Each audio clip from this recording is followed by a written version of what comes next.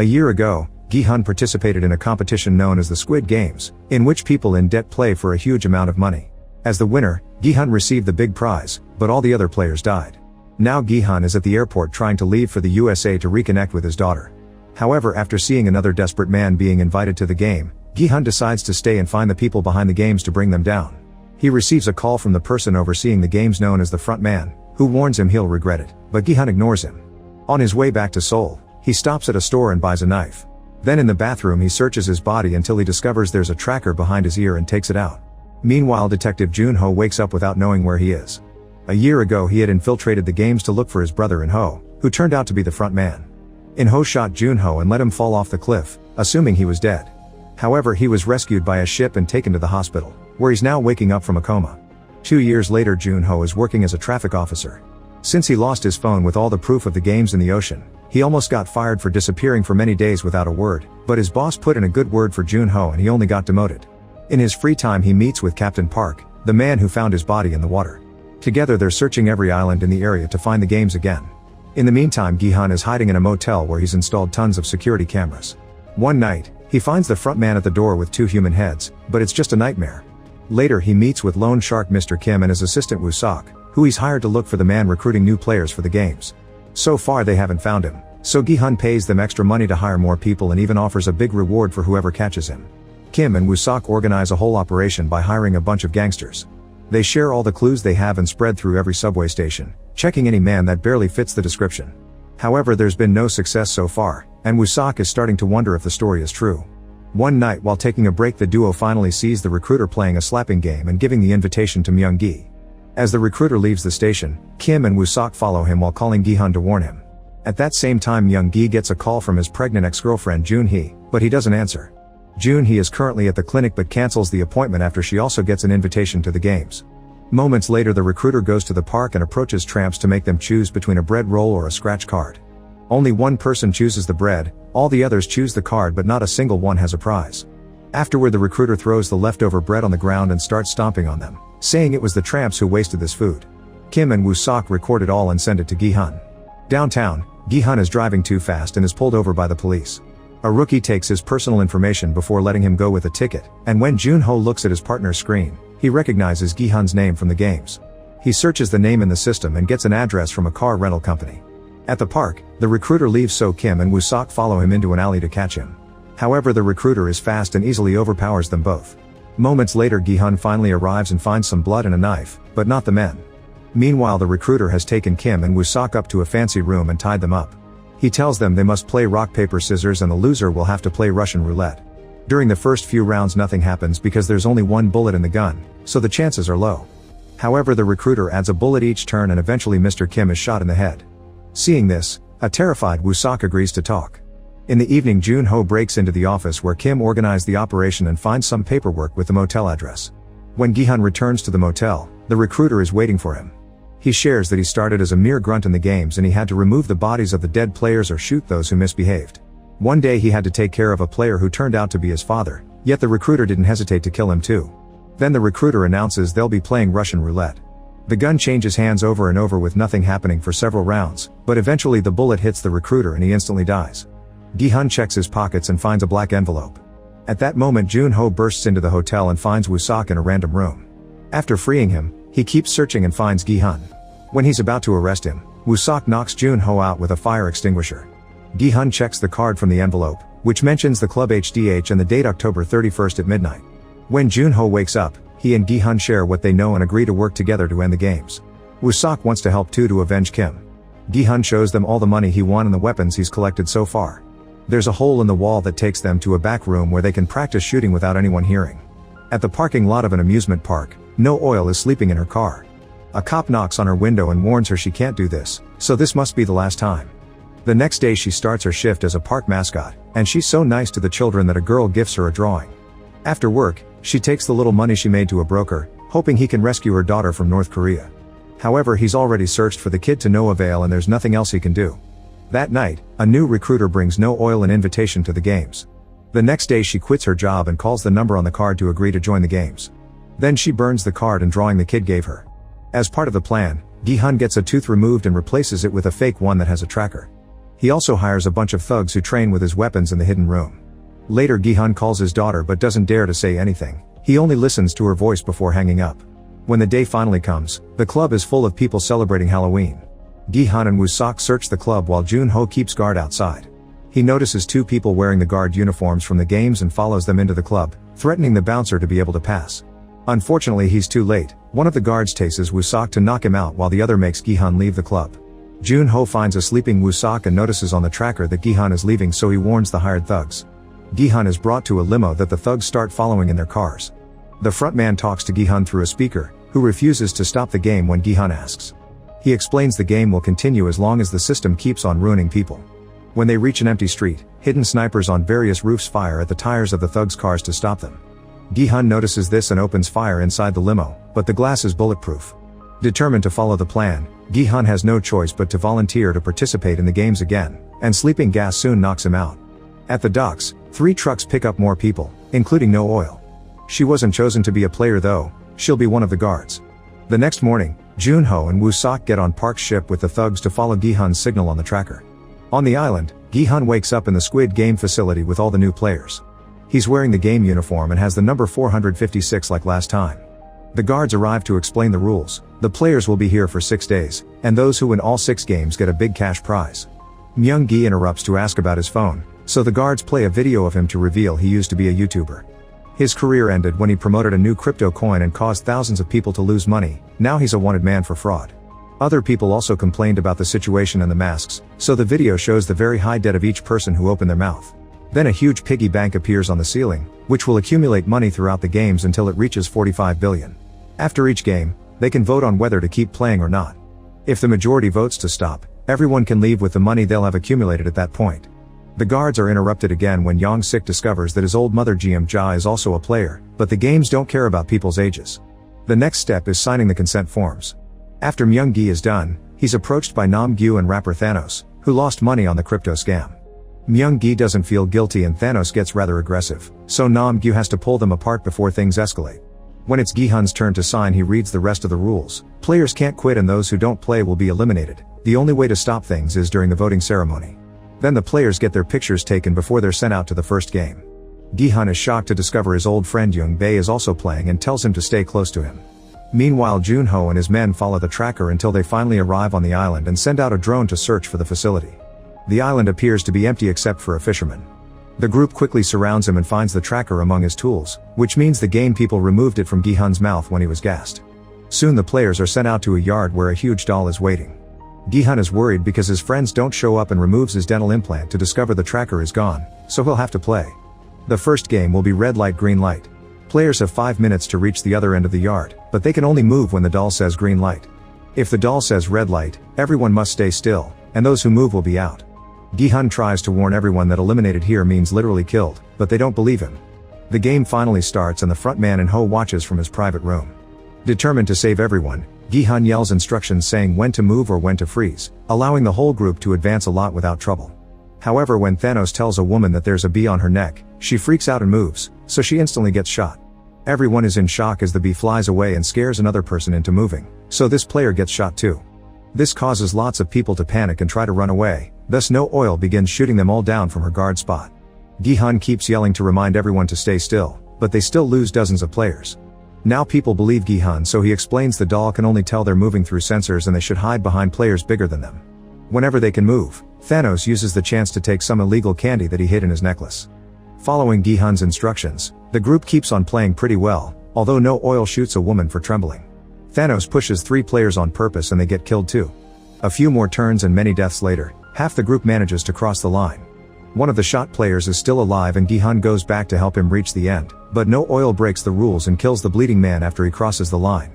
Once the players are back in the shared room, they're informed that 91 people were killed and 365 remain.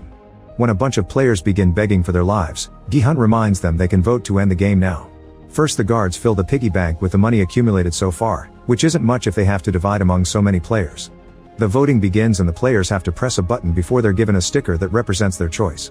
Seeing that so many people are voting to stay, Gi-hun tries to warn them about the next games and an argument ensues, so he's forced to admit he did this before. Thanos sees this as an advantage because it means Gi-hun can help everyone survive.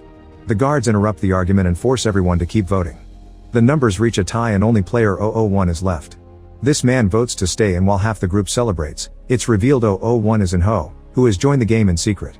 Later during dinner, the players ask Gi-hun for tips on the next game. He tells them it's Dalgona, a game in which they must carve out a piece of candy without breaking it. Some players want to keep the information for themselves to have an advantage, but Gi-hun promises he'll help everyone equally. Inho keeps asking Gi-hun why he came back, not understanding the concept of altruism. Meanwhile, Jeom-ja shares her food with Jun-hee because she can tell she's pregnant. Thanos and Nam-gyu keep on bothering Myung-gi until he snaps and starts a fight, so Inho tries to calm them down. When Thanos and Nam-gyu try to fight him instead, Inho shows his skills and easily overpowers them both. This earns him everyone's respect. In the middle of the night, Inho tells Gi-hun that his pregnant wife is very sick and he needs money to pay for the treatment, gaining Gi-hun's pity. In the facility labs, the guards are having trouble harvesting the organs from the dead players. A lot of them have been deemed unsalvageable because they've been shot a second time, which isn't supposed to happen. They realize No Oil did that, so she's taken to see the officer, who is overseeing things while Inho is in the game. The officer met No Oil 7 years ago when she was a rebel fighting in North Korea and hired her for the games in exchange for finding her child. He yells at her for breaking the rules, but No Oil doesn't care and just walks away. In Seoul, Jun-ho tries to get help from the police, but they still refuse to do anything without evidence. He tells Woo-sok and the thugs to keep searching the islands in the area, however Park says they'll have to wait to sail again because of the bad weather. The next day, Thanos continues to secretly take his happy candy. Jun-hee approaches Myung-gi to tell him she's keeping the baby, which goes against what they agreed on. The argument is interrupted when the second game is announced, but it's not Dalgona like Gi-hun predicted. The group is taken to the yard and asked to split into teams of 5. Most people don't trust Gi-hun anymore, so he ends up in a team with In-ho, Young-bae, Dae-ho, and Jun-hee. The game is 6-legged pentathlon and each team will have all their legs tied together. They'll take turns playing a mini-game at every 10-meter mark, and if they win, the team can move to the next one. There are 5 games and 5 minutes to finish them all. After the teams choose which player will play each game, the guards tie their ankles together. While the first 2 teams start playing, the waiting teams watch them to learn some strategies. Dae-ho watches a seize deal with some pieces and begins practicing with some stones from the ground. When a team fails at a game, they're allowed to start over as many times as necessary, but it loses a lot of time. This makes them more scared and nervous, causing them to make even more mistakes. Instead of paying attention, Nam-gyu asks Thanos to share his happy candy. When the first round ends, both teams fail to finish the games and all 10 players are shot in the spot. More guards arrive to take the bodies away in coffins, but No Oil always makes sure to shoot them again. The next team to play is Jeom-ja's. Young-mi is very nervous and keeps losing the first game, but Yoon-ju gently calms her down and she manages to win. Young-sik misses the first rock throw, but nails the second. Jeom-ja plays with the little pieces and makes a small mistake, however she quickly recovers and wins thanks to her son's support. As the crowd cheers for them, the 5th team member gets too nervous because she sees the blood on the ground and she can't get the spinning top ready after many tries. Yoon-ju slaps her a couple of times and threatens her until she concentrates, which helps her use the spinning top correctly. Lastly, Yoon-ju has to kick a pom-pom 5 times and pulls it off on her first try, so the team wins the challenge just in time. The teams keep playing with various degrees of success. Most of them pass, including Thanos' group, but a few lose and get killed, so there's blood everywhere now. The final 2 teams are some randoms and Gi-hun's. Jun-hee starts by winning on her first try, and Young-bae does the rock toss on his first try too. Thanks to his practice, Dae-ho is also successful without missing. Unfortunately, In-ho keeps missing the spinning top and starts freaking out, so Gi-hun has to calm him down. Thanks to that support, In-ho finally wins the game. With only a few seconds left, Gi-hun begins kicking the pom-pom and almost misses, but In-ho helps him move and the team successfully finishes the challenge. The other team doesn't make it and they're killed. When the players return to the room, Yoon-ju shares with her team that she needs the money to pay for the operation to finish her transition. Nobody is happy to see that Gi-hun has made it. His team decides to do proper introductions, and In-ho uses a fake name. Meanwhile, 2 guards push No Oil into her room and scold her for ruining the bodies. She tries defending herself, but there are 2 of them and they have a knife, so they overpower her. As they cut her cheek, they tell her this is the last warning. If she messes with the bodies again, they'll cut her fingers. Afterward, the guards go to the players' room to add the money to the piggy bank and announce 110 players died during the last game, which means 255 are left. Now it's time to vote, and Jin-hun's team including In-ho agrees to choose to stop. Young-sik ignores his mother's worries and chooses to continue. The votes are looking like a tie again, so In-ho gives a speech to try to convince everyone to stop. However, an old man insists it's still not enough money since most people here have huge debts. An argument ensues again, so the guy begins chanting one more game, quickly gaining the support of lots of people.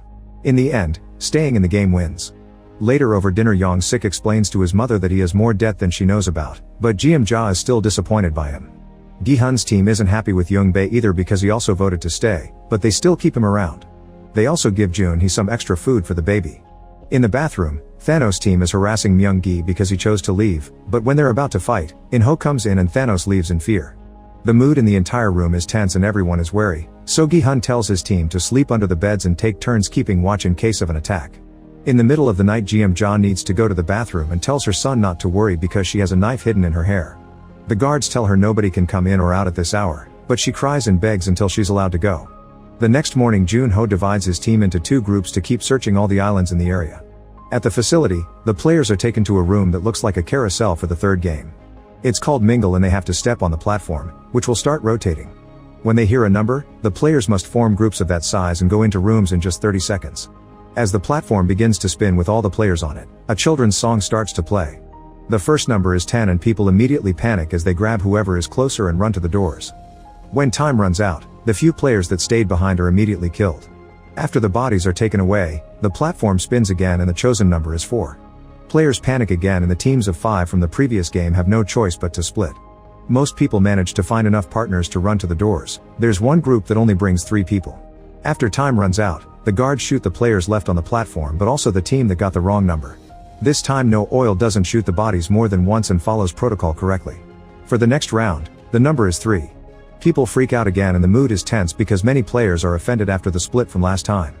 Young-sik is dragged away by 2 guys, so Jeom-ja ends up in a room with In-ho and Gi-hun. A manipulative In-ho asks seemingly innocent questions about Young-sik to make it look like he abandoned his mother, planting the seed of doubt in her mind although she defends him. After the losers get killed, Jeom-ja reunites with her crying son with a tight hug. The following number is 6. The teams are formed pretty quickly but as they hurry to the doors, Young-mi is pushed off and she is left outside. Yoon-ju and Jeom-ja are devastated by her death and Yoon-ju yells at Myung-gi for closing the door, but he points out their group was full so he saved the team's lives. The number for the final round is 2. In-ho pushes a guy out of the way to make it to the door with Young-bae, but a 3rd person comes in before they can lock it. Without hesitation, In-ho kills the 3rd guy so the number in the room is correct. The game ends with only 100 players still alive. In the meantime, Jun-ho sends out a drone from the ship to take a better look at all the islands at the same time. Eventually he finds a door hidden under the bushes, so the group heads there to investigate. When they try opening the door, a hidden bomb explodes and sends them all flying. Most of the group survives, but sadly one thug returns to the ship as a dead body. Park thinks they should go back but the group refuses and Jun-ho starts putting new rules in place to avoid more information leaking, since he thinks they have a mole. When the players return to their room, Myung-gi tells Jun-hee they should try to be together again after the games are over. However, when he starts talking about investing, she realizes he only wants the money and turns him down.